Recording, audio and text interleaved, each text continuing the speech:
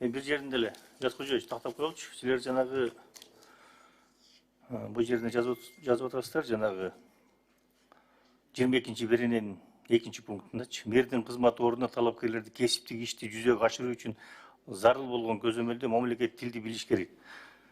Билүүгө тийиш депчи. Ошону билүүгө тийиш, бирок кантип аныктайсыңар? Ошону айтып коесуңарбы? Алар эмне сертификат көрсөтүш керек, ошону киргизип коюш керек деп атам да, мурункусунда бар экен.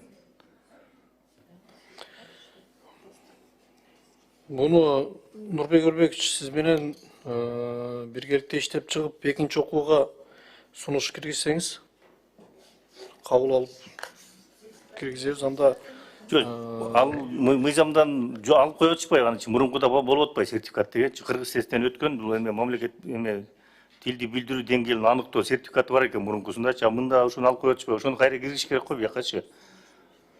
Мен анда сунуш кылып киргизсем ошонучу, кийинкисиндечи. Дагы карап чыгалы бул боюнча. хорошо, сиз менен бир макулдашып чыгабыз. Рахмат.